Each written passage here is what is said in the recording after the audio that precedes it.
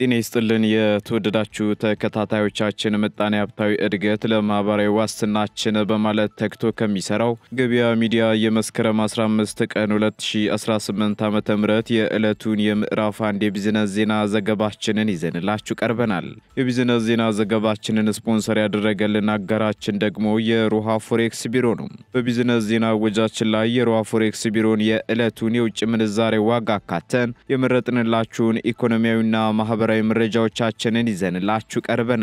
በቅድሚያም አርዕስቶችን የጤና ሚኒስቴር ለጤና ባለሙያዎች ከባድ ማሳሰቢያ ሰጠም።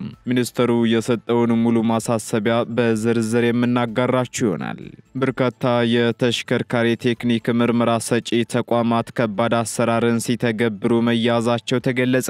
ከዚህ በተጨማሪም አዲስ የአሰራር ስርዓት መዘርጋቱ ተገልጿል። የምናጋራችሁ መረጃችን ነው።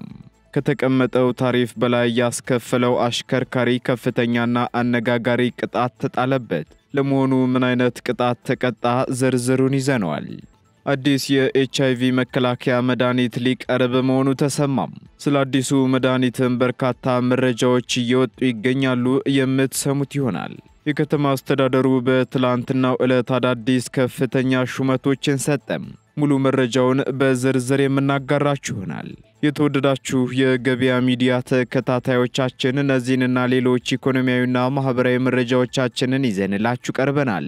አዳዲስ እንዲሁም ትኩስ ኢኮኖሚያዊና ማህበራዊ መረጃዎቻችንን ለማግኘት ታዲያ የገበያ ሚዲያን እንድትወዳጁ እየጋበዝን በዝርዝር ወደምንመለከታቸው መረጃዎቻችን እናልፋለን። እንኳን አደረሳችሁ። ድርጅታችን ዲኤምሲ ሪል ስቴት የ2018 አዲሱን ዓመት በማስመልከት አዲሱን ፔንት ሃውስ ብሎክ ለገበያ ማውጣቱን እያበሰረ እነዚህን ዘመናዊ ቤቶች በ10% ቅድመ ክፍያ ብቻ የግሎ ማድረግ እንደሚችሉ ስንገልጽ በታላቅ ደስታ ነው። ዲኤምሲ ሪል ስቴት ደስታው እዚህ ይጀምራል። ለበለጠ መረጃ እንዲሁም ለሳይት ጉብኝት በ0986 68 8068 ወይንም በ0935 01 1055 ይደውሉ። በክልሉ በ6 ወረዳዎች የኮሌራ ወረርሽኝ መከሰቱ ተገለጸ። በትግራይ ክልል ከመስከረም 8 ቀን 2018 ዓ.ም ወዲህ ብቻ ከ300 በላይ ሰዎች በኮሌራ በሽታ መያዛቸውን የአውሮፓ ህብረት የሲቪሎች ጥበቃና የሰብአዊ እርዳታ ስራዎች መምሪያ አስታውቋል። በዚህም በበሽታው የተያዙ ሰዎች የተመዘገቡባቸው ወረዳዎች ደግሞ ሰለዋ፣ ሳምረ፣ ሰየምቲ፣ አዲያቦ፣ ማዕከል፣ አዲያቦ፣ አዲዳሮና ዛና ናቸው ተብሏል። በክልሉ በተከሰተው በዚህ የኮሌራ በሽታ ህይወታቸው የሚያልፉ ታማሚዎች ምጣኔ ደግሞ 3.1 በመቶ መሆኑንና ይህ ምጣኔ ደግሞ በዓለም አቀፍ ደረጃ አጣዳፊ ተብሎ ከሚታወቀው ምጣኔ ያለፈ እንደሆነም ተገልጿል። በትግራይ ክልል የተከሰተው የኮሌራ በሽታ መነሻ የወርቅ ማዕድን ቁፋሮ የሚካሄድባቸው አካባቢዎች ናቸው ተብሏል። በተጨማሪም አማራና ቤንሻንጉል ጉሙዝን ጨምሮ በሌሎች ክልሎችም ኮሌራ እንደገና ማገርሸቱ ተነግሯል።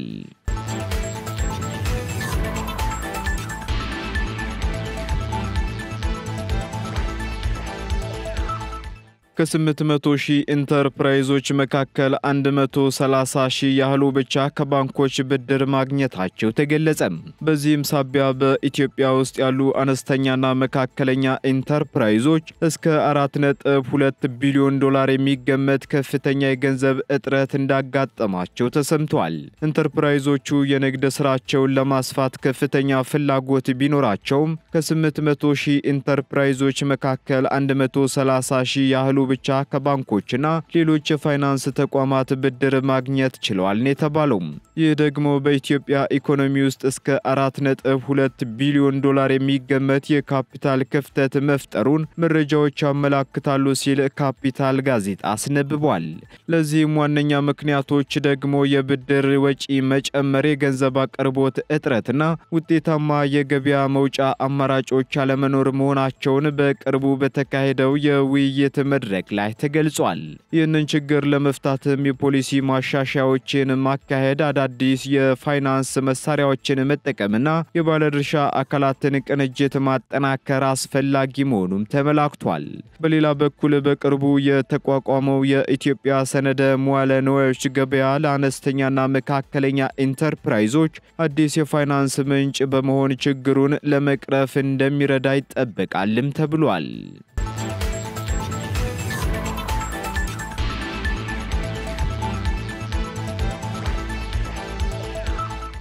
ከዓመታት በፊት 500,000 ቶን የነበረው የቡና ምርት አሁን ላይ ወደ 1.2 ሚሊዮን ቶን ደርሷል ተባለም። የኢትዮጵያ ቡናና ሻይ ባለስልጣን ከ30 ዓመታት በፊት ዝቅተኛ ምርት ይሰጡ የነበሩ የቡና ዝርያዎችን በማዘመን የሀገሪቱን የቡና ምርት በ4 እጥፍ ማሳደግ መቻሉን አስታውቋል። በዚህም በሽታን የመቋቋም አቅም ያላቸውና የአየር ንብረት ለውጥ ጋር የሚስማሙ የቡና ዝርያዎችን ለአርሶ አደሩ ተደራሽ ማድረጉንም ባለስልጣኑ አክሏል።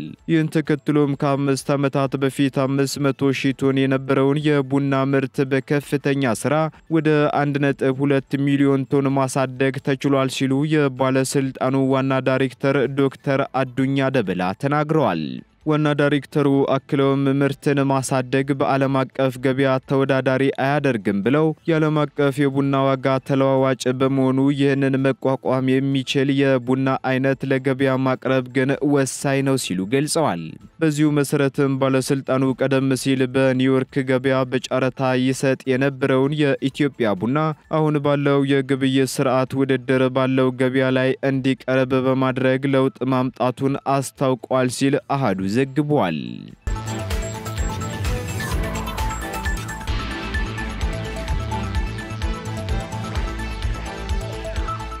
በበርካታ የተሽከርካሪ የቴክኒክ ምርመራ ሰጪ ተቋማት ላይ ከባድ የአሰራር ክፍተት ተገኘም።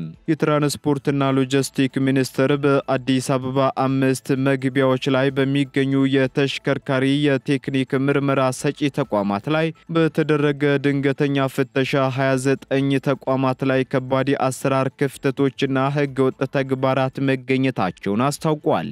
በዚህም ተቋማቱ ላይ የተደረገው ድንገተኛ ፍተሻና ምርመራ የተሽከርካሪዎች ፍተሻ በሂደት በቂ የቴክኖሎጂ ድጋፍ እንደሌለውና በሰው ውሳኔ ላይ ብቻ የተመሰረተ እንደሆነ ያሳየ ነው ሲሉ በሚኒስቴሩ የትራንስፖርት አገልግሎትና ቁጥጥር ዘርፍ አማካሪው አቶ አሰፋ ሐዲስ ተናግረዋል።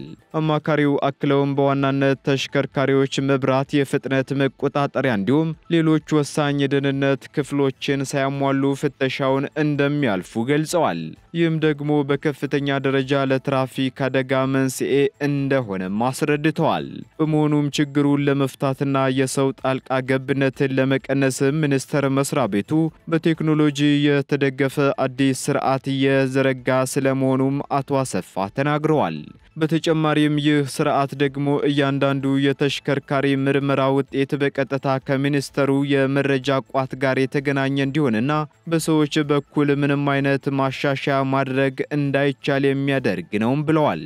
ይህ አዲስ ቴክኖሎጂም ተሽከርካሪው መቼ፣ የትና በማን እንደተመረመረ እንዲሁም ምን ያህል ውጤት እንዳመጣ ማወቅ የሚያስችል በመሆኑ ከዚህ ቀደም የነበሩ ህገወጥ አሰራሮችንም እንደሚያስቀር ገልጸዋል። እንዲሁም በተሽከርካሪ የቴክኒክ ምርመራ ሰጪ ተቋማት ላይ የተደረገው ፍተሻም ከፌዴራል ፖሊስ፣ ከአዲስ አበባ ትራንስፖርት ቢሮ፣ ከትራፊክ ማኔጅመንትና ሌሎች የጸጥታና የመንገድ ደህንነት ተቋማት ጋር በመተባበር የተከናወነ ስለመሆኑ ተነግሯል።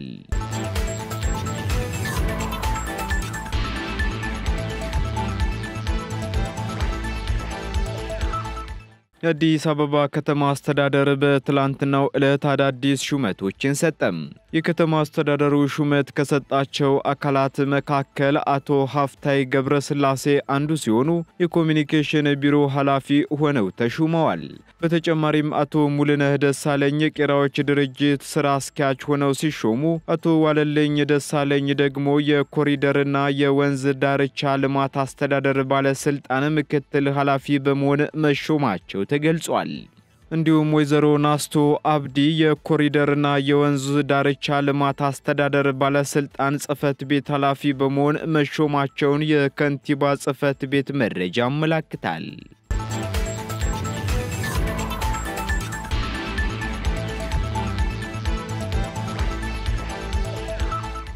ከታሪፍ በላይ ያስከፈለው አሽከርካሪ አነጋጋሪ ቅጣት መቀጣቱ ተገለጸ።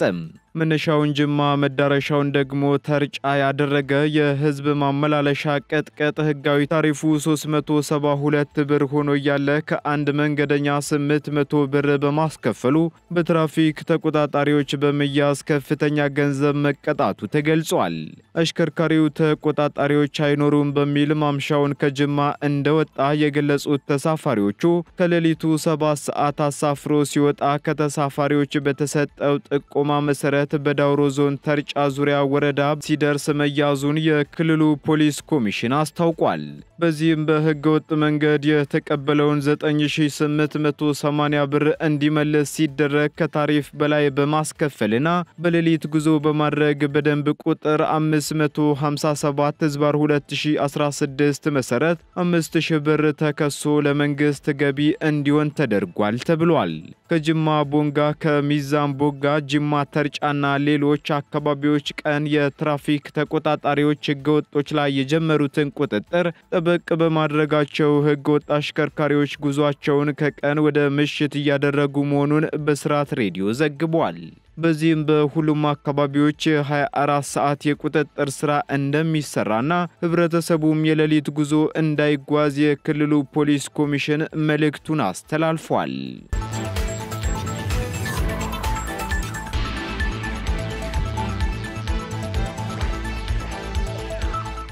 የጤና ሚኒስቴር የሙያ ፈቃድን በተመለከተ ከባድ ማሳሰቢያ አወጣም። ሚኒስቴሩ እስከ መስከረም 30 ቀን 2018 ዓ.ም ድረስ የታደሰ የሙያ ፈቃድ ያልያዙና ያላወጡ የጤና ባለሙያዎች አገልግሎት መስጠት እንደማይችሉ አስታውቋል። የጤና ባለሙያዎች የሙያ ፈቃድን በሚመለከት በጤና ሚኒስቴር ዴኤታ ፍሬህይወት አበበ ተፈርሞ ነሐሴ 30 ቀን 2017 ዓ.ም ለሁሉም ክልሎች የተላከው ደብዳቤ ሁሉም ክልሎች እስከ መስከረም 30 ቀን 2018 ዓ.ም ድረስ ሁሉም ባለሙያ የሙያ ፈቃድ ይዞ እንዲሰራ ሲል ማሳሰቡ ይታወሳል። በዚህም በወጣው መመሪያው መሰረት የጤና አገልግሎት የሚሰጡ ሁሉም ባለሙያዎች የታደሰ የሙያ ፈቃድ እንዲኖራቸው ይጠበቃል ተብሏል።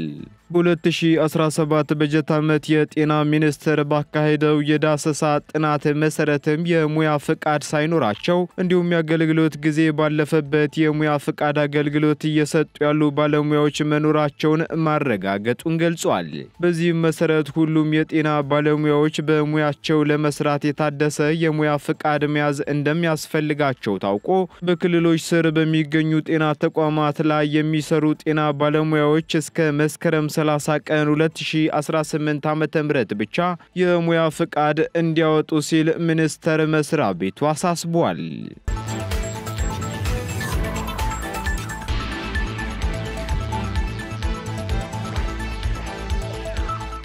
ቀጥለናል። ውድ ተከታታዮቻችን ወደ መጨረሻው ዝርዝር መረጃችን ስንሸጋገር አዲስ የኤችአይቪ መከላከያ መድኃኒት ሊቀርብ መሆኑ ተገለጸ። ይህ አዲስ የኤችአይቪ መከላከያ መድኃኒት $40 ብቻ ዝቅተኛ ገቢ ላላቸው ሀገራት ሊቀርብ መሆኑ ተገልጿል። ይህ ሌናካፓቪር የተሰኘው መድኃኒት በአስደናቂ የዋጋ ቅናሽ ለበርካታ ዝቅተኛ ገቢ ላላቸው ሀገራት ተደራሽ ይሆናል ተብሏል። በዚህም በአመት $28,000 ያስወጣ የነበረው የመድኃኒቱ ዋጋ በአዲስ ስምምነት ወደ $40 ብቻ ይወርዳል መባሉ ተሰምቷል። ይህ አዲስ መድኃኒትም በመርፌ ይሰጣል የተባለ ሲሆን በአመት 2 ጊዜ በመውሰድ ለ6 ወራት ቫይረሱ ራሱን እንዳያበዛ ይከላከላል የተባለው።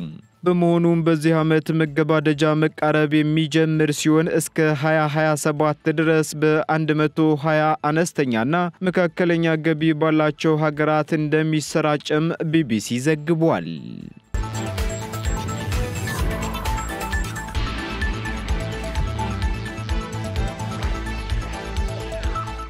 ቀጥለናል። ውድ ተከታታዮቻችን በመጨረሻም የሮሃ ፎሬክስ ቢሮን የዕለቱን የውጭ ምንዛሬ ተመን መረጃ እናጋራችኋለን።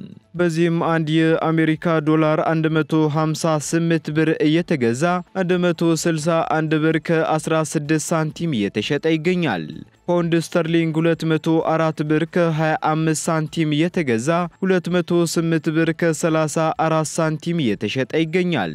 እንዲሁም ዩሮ ደግሞ 179 ብር መግዣው ሲሆን መሸጫው ደግሞ 182 ብር ከ58 ሳንቲም ሆኗል። ስዊስ ፍራንክ 190 ብር ከ5 ሳንቲም እየተገዛ 193 ብር ከ85 ሳንቲም እየተሸጠ ይገኛል። የተባበሩት አረብ ኤምሬት ድራም ደግሞ 41 ብር ከ25 ሳንቲም እየተገዛ መሸጫው ደግሞ 42 ብር ከ8 ሳንቲም ሆኗል። የሳውዲ ሪያል እንዲሁ 40 ብር ከ15 ሳንቲም እየተገዛ 40 ብር ከ95 ሳንቲም እየተሸጠ ይገኛል። የቻይናው ዩዋን ደግሞ 20 ብር ከ95 ሳንቲም እየተገዛ 21 ብር ከ37 ሳንቲም እየተሸጠ መሆኑን የሮሃ ፎሬክስ ቢሮ የዕለቱ የውጭ ምንዛሬ ተመን መረጃ ያመለክታል።